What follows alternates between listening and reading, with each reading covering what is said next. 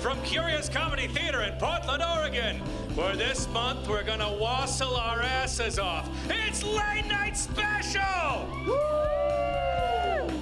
Tonight's special guests, musical guest Saroon. Yeah! Comedian Hannah Kim. Woo! House band The Digital Species. Yeah! And your hosts, Stacey, Hallal, and Jay Flewelling. Hello, hi. Thanks for sticking around, you guys. How are you? Thanks for being here. I'm Stacey. That's Jay. Hi, And they're Jay. running to be your city council members. Welcome to the show. Yay. Yes. You guys deserve an award for being here because you're the smartest people in Portland right now. So give yourselves a round of applause. Yeah. Because we have a great lineup. There's so much good stuff about to happen. So I'm glad you're here to share it with us. But before we get to all that, There's so much happening in the world. that's right. We got to talk about the news, everybody. Thanks, Bill. You're welcome. To start, I don't know if you know this, but Great Britain had an election this week, and Boris Johnson and the Tories, boo. Boo. They won in a landslide, and according to reports, they're so happy that they won that they have sworn they're going to tear down 2 orphanages, not just one. Yeah, not just one. Because they're assholes. 'Cause they're assholes. Oh, gosh. Well, also in other election news, the Scottish National Party took a huge majority of the seats in Scotland, which may mean a new independence vote. So now here is a picture of the Scottish Party leaders celebrating after the vote. Yeah. Doesn't she look great? Classic. She looks great. She looks great. Classic Scotland. Yeah. Impeachment moved forward this week, and 2 counts have been sent to the whole House for a vote. Yeah. Basically, the hearings can be kind of summed up like this. The Democrats are arguing he admitted it, he's guilty. And the Republicans are arguing, yes, he's guilty of loving America too much. Ugh. Yeah. Barf. He's guilty. Okay, so Elon Musk's company, SpaceX, sent a beer malting kit to the International Space Station. Now, unfortunately, the kit will only compare malt from space to malt from Earth and will not be used for brewing beer. Next time, SpaceX plans to send a cute puppy that no one can play with. Right, want my space beer. I know, give us Give me some beer, space Elon. beer. Dictionary maker Merriam-Webster has released their word of the year, and the winner this year, 2019, is the non-binary gender pronoun they. Word on the street is all the other words in the dictionary were super supportive, except for one. Yeah, one. You Yeah. know, Yeah. can't Every change an time. asshole. Every time, yeah. Okay, well, a Florida family found a semi-automatic assault rifle in a Baby Einstein baby bouncer box bought at a Florida Goodwill. This is absolutely true. But the family was outraged because they were headed to a baby shower and they wanted to bring something that wasn't on the registry. Florida. Yeah, Goodwill doesn't take returns, No, so they yeah. got to keep the assault Gotta rifle. keep the gun. Yeah. It was fully loaded too, by the way. Also in drug news, Kentucky police discovered 20 pounds of meth being delivered through the mail in a Hamilton Beach air fryer. Yeah, it's a true story. Sadly, it won't be a white Christmas for someone this year. Oh, Kentucky. Well, the International House of Pancakes is opening up a new fast casual restaurant called Flipped. And thank God, because I was beginning to feel that IHOP was becoming a little too formal, okay? Bring it down. It's like, I'm glad they made a casual restaurant. Yeah, like just like black tie. Paul Rubens, y'all remember Paul Rubens, Pee-wee's Big Adventure?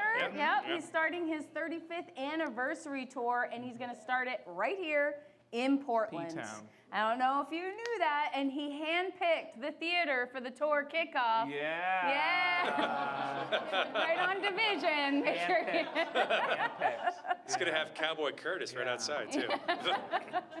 Well, a geneticist who took money from Jeffrey Epstein is building a dating website based on DNA. I mean, wait. Sorry, it should be NDA. See, it's based on NDAs. Never mind. Trump Medicare and Medicaid chief Seema Verma filed a claim for losing $47,000 worth of luggage and jewelry on a 3-day trip. Yeah, $47,000. Like, that is almost the price of a vial of insulin. Yeah. So, I mean, So close, yeah. Or an EpiPen. yeah. Well, the new Superman comic book makes a huge plot-altering twist. Now, when Superman finally and dramatically reveals his secret identity, it's Jonathan Van Ness from Queer Eye! Who knew? Hey, you know what? It's late night special! Yeah!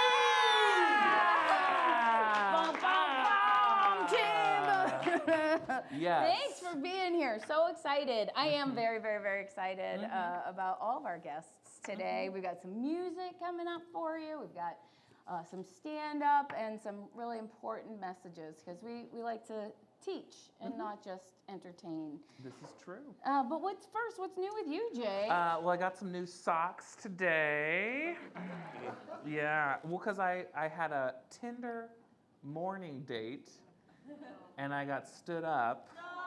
Oh. Yeah, I got stood up, and Your so Tinder date wasn't committed to meeting you first thing in the morning? it was In 11. Portland? It was 11, and I was actually okay with it, and so I just took in the morning and walked around places downtown, and so I walked into this underwear store. Okay. Under for men. It definitely caters to the gays. And I just got some socks. I got some underwear. I got some fancy underwear. Isn't that isn't before Christmas the worst time to buy those things? Aren't you going to get a whole bunch of socks and underwear for Christmas? Does your family do that? Well, we don't really do Christmas because it's a lie. Wait. Love is a lie? Is that what you're saying, Jay? No, my family doesn't really do Christmas. My dad and his wife will send me an Amazon card, and I am gonna hang out with I usually go snowboarding on Christmas, but this Christmas I'm gonna just hang out with my mom. So we're gonna hang out. That's nice. Yeah, it's Yay. really nice. Yeah. I like to do nothing it's my favorite day of the year to not leave my house. Yeah. And to just chill out and watch movies and eat food and because otherwise, my family always did 2 houses on Christmas. Are you from a divorced family? No, from an very Yeah. close extended family. So we'd do our Christmas, then we'd go to my mom's side and to my dad's side, and it was always just hectic and crazy. Yeah, we would do my family, and then we would go to our step family's Christmas, and we were always just really ostracized there. Aw. And so I have lots of memories of just them doing a lot of their things, and my step uncle would always do this thing where at some point he would be drunk enough to stand up and be all right, and then he would hand out these envelopes to all of his legitimate nieces and nephews with $100 in it, and then me and my sister would be cool, and they would just be $100 every year, and I hate him. Yeah. Yeah. And so do we all now. Yeah. We all do. Yeah, That is yeah. the worst It thing was. ever. It The was. holidays are loaded for everybody. loaded, That's yeah. why it's just being in my house and no one calls you for anything on Christmas because they're all busy having Christmas. I can hide. Well, speaking of holidays and holiday events, many people have holiday parties with their work and their companies.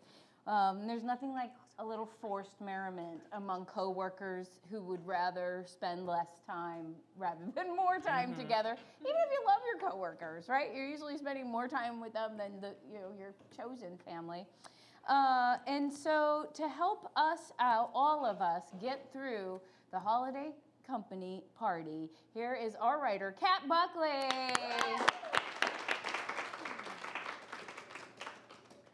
So, your office is having a holiday party. I am so sorry. I'm so sorry.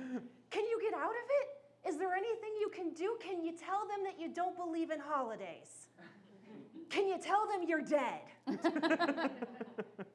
Unfortunately, if you have to go to an office holiday party this season, here is how you survive it. Number 1, get really, really, really, really, really, really, really drunk beforehand. It's called pre-gaming for a reason, people. And the name of the game is what the fuck do I talk to my coworkers about for 3 hours?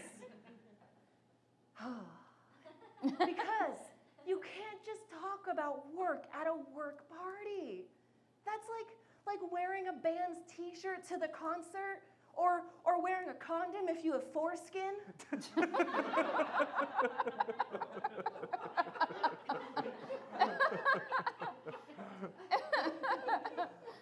redundant. No, the only safe topic of conversation at any Portland office holiday party is asking them where they got their boots from. Jay, where'd you get your boots from? Nordstrom Rack. There we go. Number 2, show up about 2.5 hours late. Do you know who comes to office holiday parties on time? Interns and people escaping failing marriages. Oh. You do not want to be either of those people. No, you come to the party just at the point where everybody is so drunk that you can actually ask them how much money they really make. Number 3, wear the gaudiest goddamn thing you can. Thank you, thank you. The best office holiday party outfits are one part Instagram model, 1 part America's Next Top Model, and 5 million parts Bachelorette contestant who was way too into horses. God bless her. If you're having a hard time figuring out how many rhinestones your office holiday party outfit needs, just take your age, multiply it by your student loan debt, and then divide that fucker by the age of the oldest person you'd have sex with for money. I call it the come to daddy formula. Number 4, hook up with someone in the bathroom. It is not enough to steal toilet paper in this situation. You need to mark your territory, people. All right? Sure, Craig may get the last word in every meeting, but now your butt's been on the sink. And that means something. And finally, ask if anyone wants to smoke weed loudly and in front of your boss. Office holiday parties are a lot like the open ocean. There's no laws, but a surprising amount of chlamydia. And there's no better way to bond with your coworkers than standing outside in the cold trying to remember what's the name of the mouse from Cat Dog again? It's Winslow Thelonious Oddfellow, people! But as you and your newfound friends, do we have a Cat Dog fan?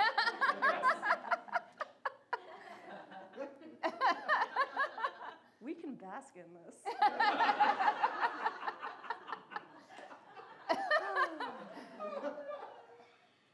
But as you and your newfound friends are figuring this out for yourselves, your boss will see you with a twinkle in their eye because you did it. You survived the office holiday work party. And the next day, they'll give you a raise and a promotion and totally not fire you in front of everybody. Good job. Thank you. Yay, Cat Buckley! So dark. So Oh my goodness. dark. Have you ever hooked up at a holiday party? No. Have you guys ever, has anyone ever hooked up even a little bit, made out at an office work party? Mm-hmm. Oh, everybody, what I love is the answer is yes, because you all didn't shake your heads no. Everybody just kind of looked like, I don't want to admit it, but it happened. It happened. Yeah, that was a good foreskin joke. It was. Yeah. It's my favorite foreskin joke I've ever heard, I think. It really was. Yeah. And also my favorite cat dog. So you guys know Cat Dog. I didn't. We were curious how many people would get the reference, and so you all win 2 free tickets to come back to Curious Comedy anytime. The Curious And guess Comedy what? Elite You Members all Club. can get free tickets to come back anytime. Yay! Everybody in here. Yeah. because you're awesome. So glad to have you. So for Thanksgiving, I went back to Boston. Yeah. And it snowed like 28 inches while I was there. There were 2 storms in the 4 or 5 days I was supposed to be there. We ended up staying an extra day and a half. And in the freezing cold, we walked the Freedom Trail through Boston, which was pretty awesome if you have never done it. There's like a red line. It used to be just painted line. Now it's bricks and laid in, and you get to see Paul Revere's house and the Old North Church where they hung like lantern, 1 for sea, 2 by land. You know what's really funny is my housemate is from Boston, went back to the holidays and he told me about the Freedom Walk. So as soon as you said it, I was like, I know what that is. Yeah. I've never been to Boston. I'm not allowed to go because of a curse, but Go on. yeah. Yes. I can't Who talk about cursed it. you? Yeah, it's The Redcoats. yeah, it just Wow, fascinating. But the thing is, when you grow up I grew up right next to Lexington and Concord, which is Concord, where the shot heard round the world. And we grow up indoctrinated in every little detail of American history. And I brought my boyfriend who grew up in Eugene, Oregon. And he's like, what's the shot heard round the world again? Like, you all don't know. When you said it, I was like, I don't know what that is. Right. Because you grew up here in Gresham. You're a Gresham boy. Yeah, the shot heard. Does anyone here know? Yeah, is that you, Anthony? You know what it is? And I think Luke, who's doing the, and Bill, of course, you're a resident historian. Well, yeah. It's the shot that set off started the revolution. the American Revolution. Okay. Yep, and it was heard round the world because it let people know that all colonial areas could revolt against the queen. There's contention of like which side actually shot first, right? No? I don't think so. Are you thinking of the Boston Massacre? Maybe. 1770, Crispus Attucks and other people died. Nothing of that nature helped me. It's along the Freedom Trail. But there was this church that I had walked by on the Freedom Trail a lot of times, but never went in. And we went in, and the whole, speaking of lies, it's a church, and then it has all the pews are like little cubicles, and they're private, and people would buy the cubicle for their family, and they would sit in the cubicle, had the seats all the way around, and the pulpit had stairs all the way up and was up really high. And so as we were leaving, I said to the woman, I said, well, where do the people sit who couldn't afford a private cubicle? Yeah, and she said, well, upstairs, but upstairs was mostly the servants of the people downstairs, and they really just tried to make it known that if you couldn't afford one, you probably shouldn't come. And I was like, not very Christian of them. She's like, yeah, that's why we try not to talk about it too much. Crazy. Good times, good times. Yeah. I did also, recently I watched the DVD Venom. And it was bad. What is it? It's like Venom, like the Spider-Man movie. It was so bad. Is it a knockoff of the Spider-Man movie? No. No, is this Tom Hardy? Tom Hardy, yeah. And like Marvel. Really? And it was really bad. Great. Yeah, I'll have to check it out. Don't. Good segue. Good segue. So I'm ready for some music. Are you ready for some music? Yes. This is just one of my not only favorite musicians in Portland, but really all time one of my favorite musicians anywhere of all time.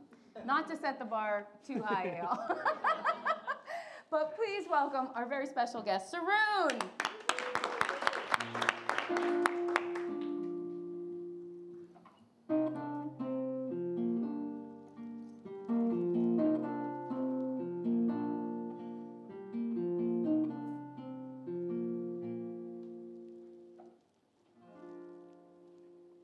Seems like a mistake to wait for the perfect day, the time and the place for everything to line up just right. No one can escape the starting point we came from. The final destination.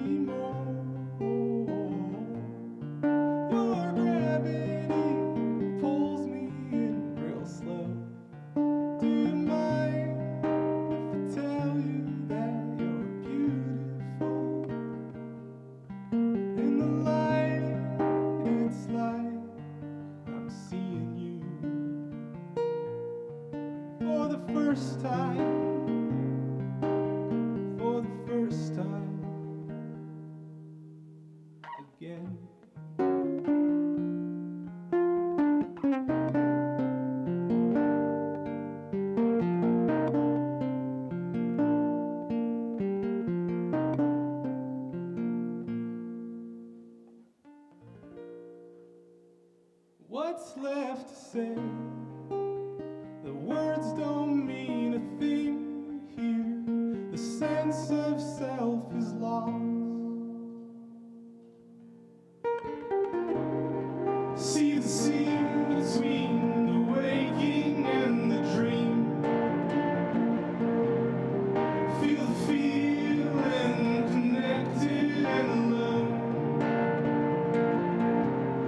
See the scene between your future and your dream.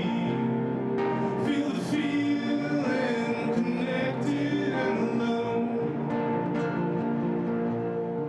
I don't mind free falling down the gray black hole. Give it time and nothing matters anymore. Your gravity pulls me in real slow. Do you mind if I tell you that you're beautiful? In the light, it's like I'm seeing you for the first time. For the first time.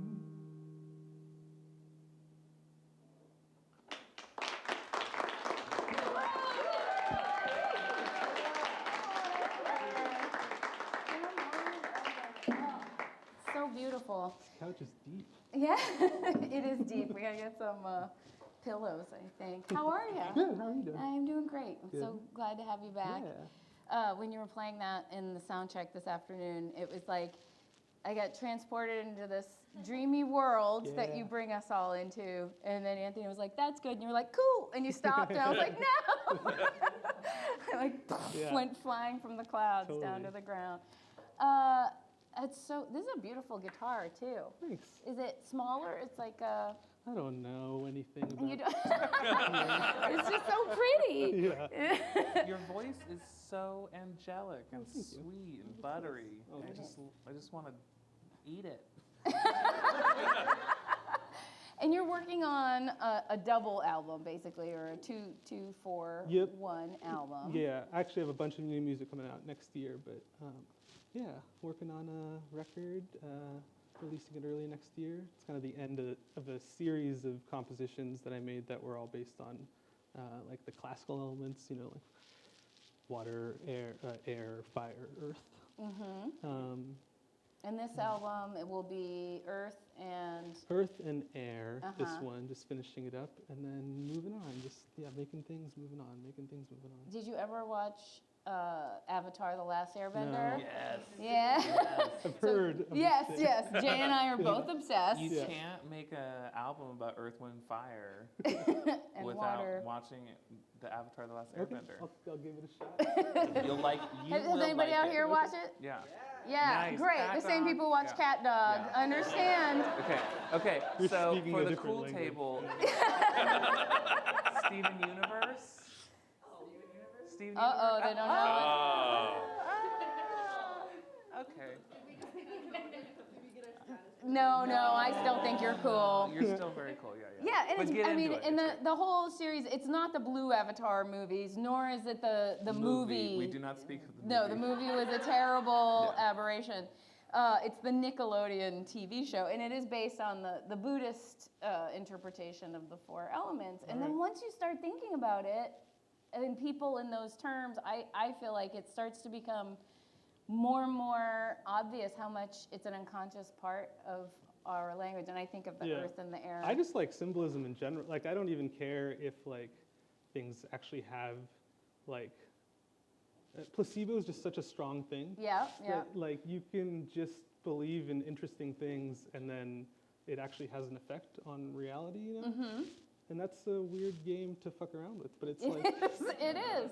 it, But also it there's a- doesn't actually like any symbolism that exists is just things we ascribe. So that's kind of like what I'm all about with music too. Is it's like creating, like all I care about is like processes basically. Yeah. So like setting up this like arbitrary constraint of like now I'm gonna make albums about the elements. Like there's nothing significant about it except for like what I ascribed to it. And also, I think, though, it's a way of communicating between us, right? I do think there's a common understanding. And I think that symbols can become bad and evil if people are overly attached to them. But also, it can be a way of finding compassion and understanding between each other. For example, according to my understanding, it's like an earth person, earth-based person, is somebody who's very grounded and reliable and dependent. And we say things like that person's earthy or grounded or what have you. But at its extreme, they can be rigid. Right. And so, or unmoving, because they're like a rock or a tree, right? They're useful metaphors. Unyielding, yes. And so, but if you say, I'm like an earthy person, then it's like, great, I know what's good about you, and I know the tougher things about you that I'll have to navigate in our friendship. Right. So. But it's still a generalization. Totally. So it's like exceptions. each situation is very specific. Yeah. So that said, Yeah. of those 4 elements, is there one that you most identify with in your personality and your way of being? I feel pretty, the earth thing is, I think it's also happening in the record right now, so that is feeling, I just have always felt, even though like reality does feel like pretty subjective in a lot of ways. Totally. Everybody seems to be having like independent experiences all the time. Yes. It's, I still feel very like kind of grounded in my like beingness. I feel like. Is that why you like bare feet? Because you can feel the ground? Well, yeah, and it's also like pushing small buttons is a lot easier. That's just the practical part of it. You're only reinforcing it. Saying right now that's feeling like the most vibrant, like there's also, like it's just, there's everything all the time. Of course. And you always have access to it, and you just have to like remember what it feels like, and then you're that. But what's your Hogwarts house? I don't have the pop culture thing. Yeah. But Jay, what do you... I've read one of the books, but... You have read one of the books? Yeah, but... Yeah, I think I only read 1 or 2. I don't know. Jay, what are My you? memory I'm a proud Slytherin. But see, like for some reason I understand, like the meme has infected my mind enough that I understand what that means. And it makes sense, yeah. What about you, Bill? What house are you? I honestly don't know. Yeah. But I'd say you're Earth, and I believe you're a Hufflepuff.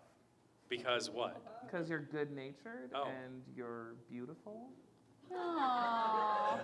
God, Jay, don't make me cry. Aww. Thank Well, you. and was that a Gryffindor, but you're not reckless or impulsive?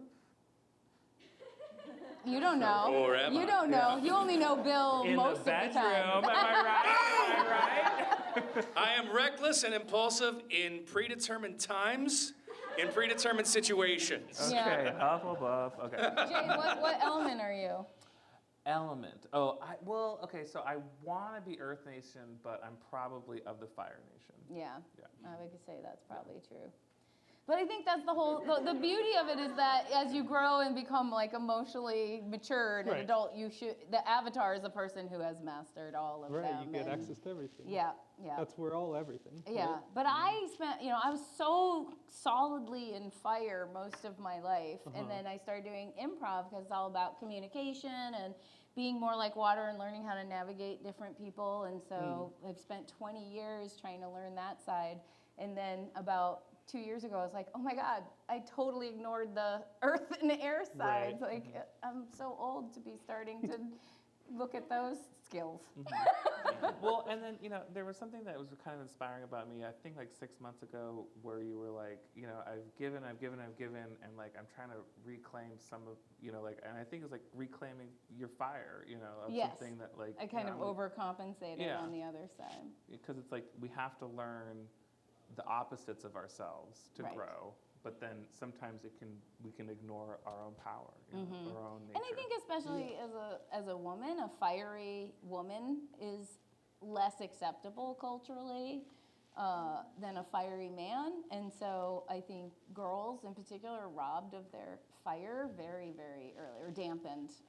And so then you get older and older, and like then you become like my grandmother, who walked out of a store that was giving her bullshit over a pair of shoes, and she just took them when she was 90.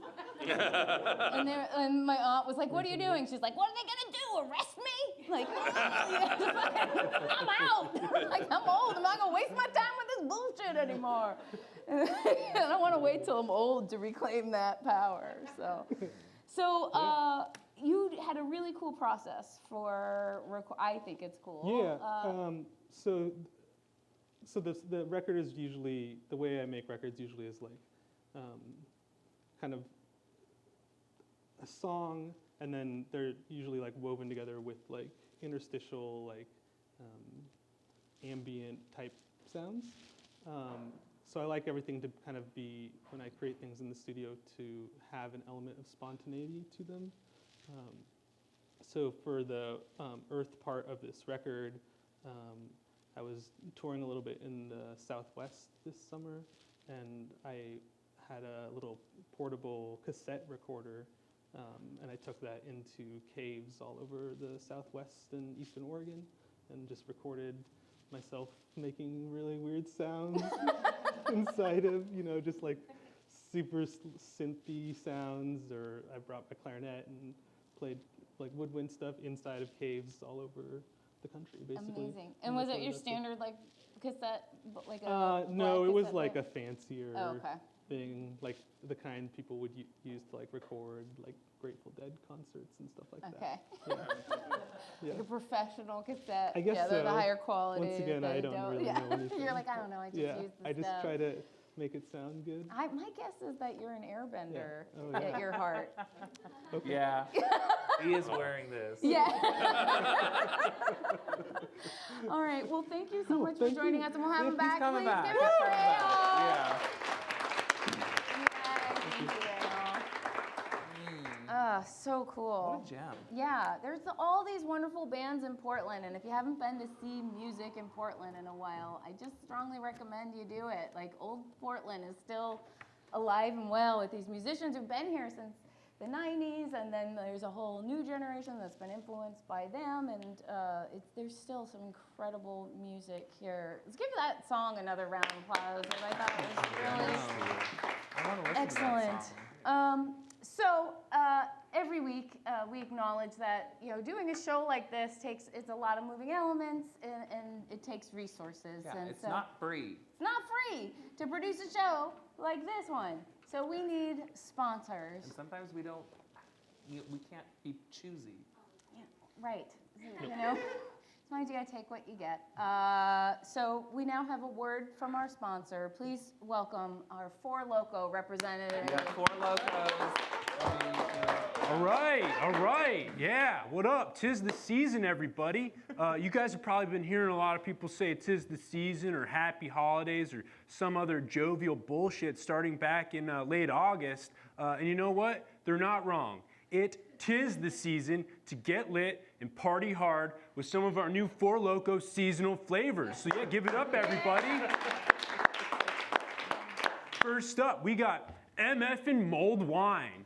Quench your thirst with this MF'n mulled wine made with real spices. And no, not the kind of spices you're gonna find in a kitchen pantry. I'm talking about the synthetic marijuana called spice, labeled not suitable for human consumption by the FDA.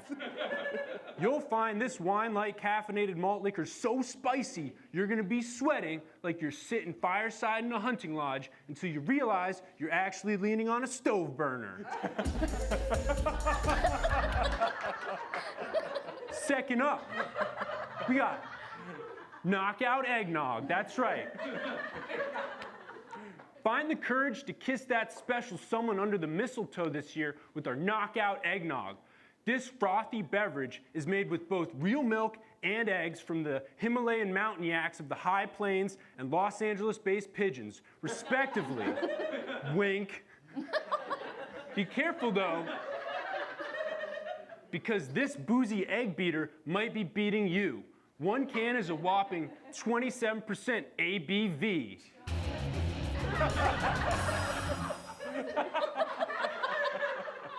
Next up, we got HRD HBR. What could possibly pair better with HRD HBR?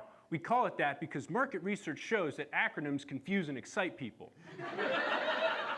HRD HBR is the hottest, hardest, butteriest rum in a caffeinated malt liquor can-based beverage drink.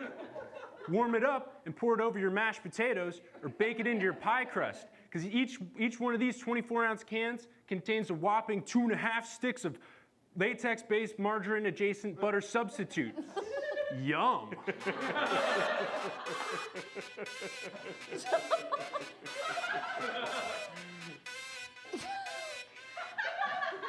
Next up, we got Man-Pain Champagne. Toast to life this year at New Year's with our Man-Pain Champagne. Drink to life, drink to good health, but don't drink too much because this synthetic champagne beverage uses the latest in wet-dry technology developed at our Loko headquarters at the Arizona State University. What is wet-dry technology, you might ask? Well, I'll tell you, it's simple. We've come up with a chemical that will deliver the wetness of a liquid beverage and the dryness of brut champagne. Isn't that the same chemical that Scotchgard uses to waterproof military boots? Yeah, you better friggin' believe it. And if it's good enough for the United States military, it's good enough for me. Yeah. Yeah. Last but not least, we got Christmas punch. You know how every holiday lame-ass party, someone's always made some weird punch with a bunch of strange fruit and twigs and berries and inedible things? Well, guess what? We're about to punch that punch into 2020 with our new Loko Christmas punch. 1 can of this high fructose brain-blasting juice will keep the party going into 2021. It's got guarana, taurine, caffeine, methamphetamine, all the best enes. And we've put a bunch of weird chunks in it too, so you can just pour it straight out of the can into your party bowl and start throwing bows with your bros. Wait, Carl, this just doesn't sound healthy. It's maybe Or a little safe. dangerous. No, it's totally safe. We run a tight ship at Loko at Arizona State University, and if it were unsafe, would I drink a perfectly good can of this Christmas punch? Oh God! Please don't! Please don't! Oh my God! I don't know. Seriously, no, Carl! No, Carl! Please you no. don't It's natural, No, Stacey. seriously, please don't! Don't! It's weird because it's hot. It's cold in the can, but it's hot in my mouth. Don't drink it anymore. Yeah. No, please stop! oh. Oh God! Is that a band? Yeah, it looked like a Band-Aid. band? I don't. No, it's fine. No, please. It's actually coming up a little bit, but it's, No. you guys should try some. Hold on. No, we're not gonna try any. You guys cooking toast? No. No, I don't want it. Yeah. There's something white in there. Yeah. Stacey, you guys cooking toast in here? No. Stop. I don't want it. It smells like toast is being cooked. Oh God. That's a word from our sponsor. It's out. Oh, the caffeine's kicked in. I'm gonna find out who's cooking toast. Give it up for Carl from Loko, everybody.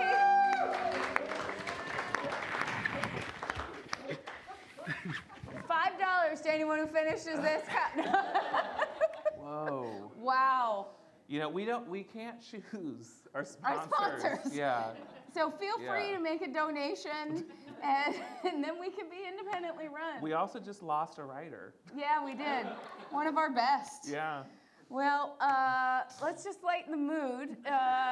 We've got some stand-up for you, so we can bring the energy back up. Please welcome to the stage, Hannah Kim, everybody! I don't feel so good though anymore. Yeah, you drank some of that in the green room. Earlier, yeah, mistake.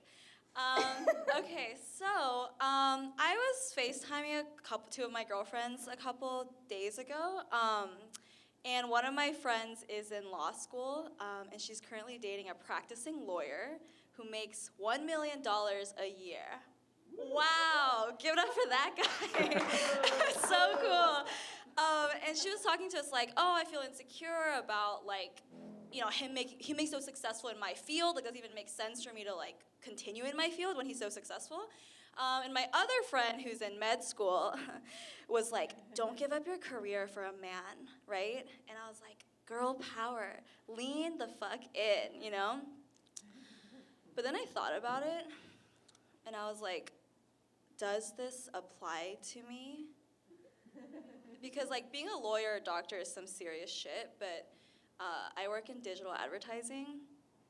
And if you're not familiar with my field, you know when you search something on Google and there's a search engine result and then the word ad next to it? That's what I do for car dealers.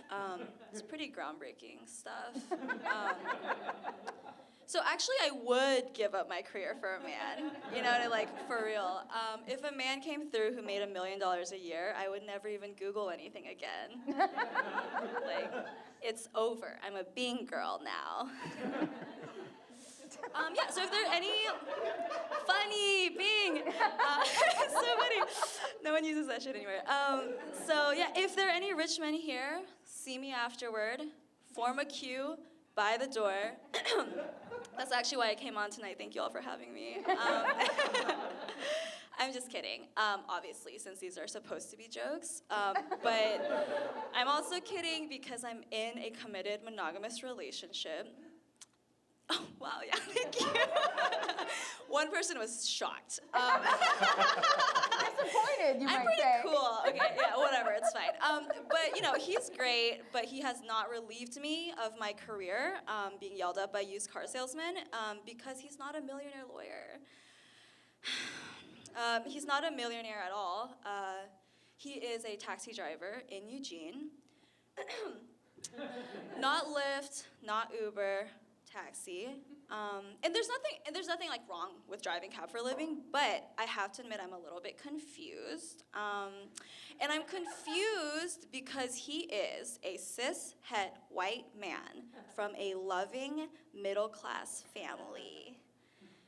So it's like, what happened? Like, let me paint you a picture. This is someone who grew up eating unlimited Olive Garden every year for his birthday, okay?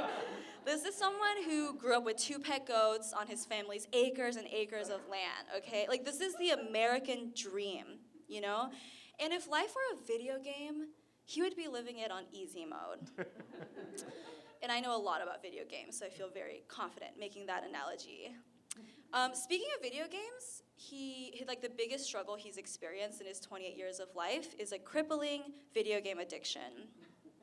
I'm being completely serious. It was a real addiction. But he has overcome that, so that's pretty inspiring. Yeah, I think they're gonna like make a documentary about it or something. So it's like, what happened? Where did we go wrong? You know what I mean?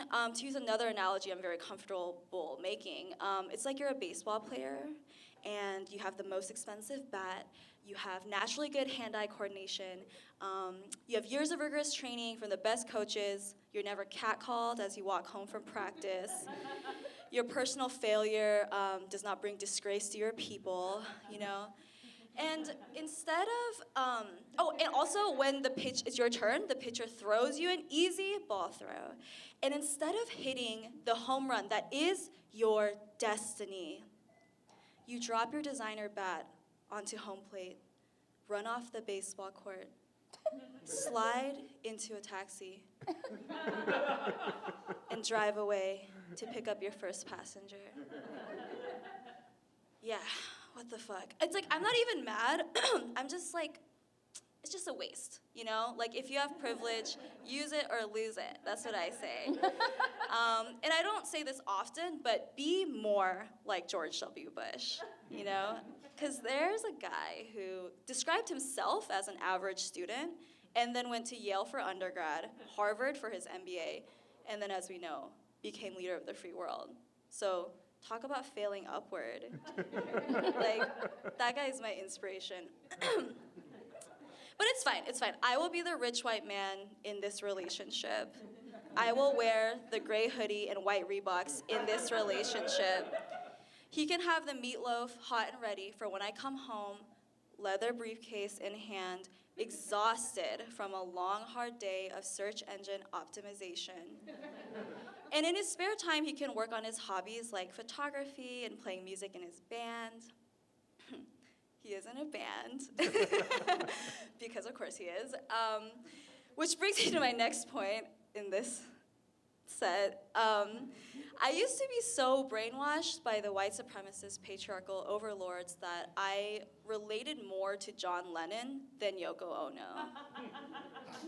And it's like, it's not like you can't relate to people who don't look like you. Like white men, give it a try sometime. But first of all, John Lennon beat women. Second of all, I am Yoko Ono, okay? I'm an Asian woman artist. I have a middle part. You can't see it right now, but just trust me on this one. And I'm dating a white man in a rock band. And of course, I'm aggressively trying to break up that band, right? Just kidding, we know Yoko didn't do that shit. That was a trap. Okay, I judge people these days based on how they think about Yoko Ono, because so much of the hate directed towards her is so racist and sexist and xenophobic. So if you're a grown-ass adult who has not reckoned with that yet, I will judge you for that, okay? And it's there's a lot of reasons why we can't blame the actions of 4 grown-ass adult men on one woman, but I'll just tell you one anecdote, okay? And don't worry, I did take a class on the Beatles in college, so I am an expert. Before they lost control over their music, the Lennon-McCartney copyrights were owned by a corporation that Paul and John held equal shares in. The idea being, they hold equal shares of the music they co-wrote, so they have equal, ownership over it. Makes sense, right? Then Paul decided to buy more shares behind John's back so he would have more ownership over their music. What? Crazy. And it's obviously John was super fucking pissed, And then Paul was like, no, don't worry, I was doing it for the both of us, okay? Which makes sense because, the best way to support your friend is to do something shady, secretive, without their knowledge behind their back in total secrecy, right? That's a really good way to support your friends. If you don't want your band to break up, maybe try not being a lying, backstabbing control freak, I love you, Paul, I really do. But Gemini to fellow Gemini, you are being a two-faced bitch, okay? And it's Geminis like you that give the rest of us a bad name. So you really fucked up there, because everyone hates us. Anyway, that's that story. So yeah, long live Yoko Ono, fuck George W. Bush, and to honor Yoko, I will now sing her rendition of Katy Perry's Fireworks. I'm just kidding. Ha ha. No, I'm just kidding. But I'm so excited. You have 2 musical guests tonight. One of them is me. We'll have you back for that. Oh yeah, you can have me back for that. Yeah. That's funny. Just kidding. So anyway, you don't have to like her music. You don't have to understand her art. You don't even have to like her as a person. Who fucking cares? But you will respect her. Yeah. And stop talking about the Beatles with her because she doesn't care. Okay? She does not give a fuck. She does not care at all. She could not care less about her partner's band, which is another thing we both have in common. Thank you. Yay, Hannah Kim, everybody. I'm a Yoko Ono fan, so I hope that wins me some points with Hannah Kim. Yeah. Because she's crazy. She's had a crazy career and always done whatever the fuck she wants and super creative. And Hannah has been a writer for this show. Mm-hmm. She's done stand-up. Mm-hmm. She's been an interview guest. Mm-hmm. So her next She's goal, also Late Night Special's resident astrologer. That's right. Yep. We have to bring her back for that. But also she wants to come back as a musical guest. She's going to learn a song. Yep. So she's going to get the EGOT of Late Night Special. Yes, just get it all. The first EGOT will be Hannah Kim. And yeah. she's a co-host. Yeah. Yeah, and she's been the co-host. So, yeah, she'll get it all. she'll have to do an announcement or sometime. And if you're she'll- Over my cold, dead body. As a cishet white man, I do not give up power easily. That's all right. You'll lose it very soon, despite yourself. I have to die at some point, yes. Well, we're almost at the end of our show already. It has gone by so fast. You have been such a wonderful audience, and I do mean it. There'll be tickets for you on your way out to grab them, so don't forget that. But before we go, let's have some more incredible music. Please welcome back Saroon.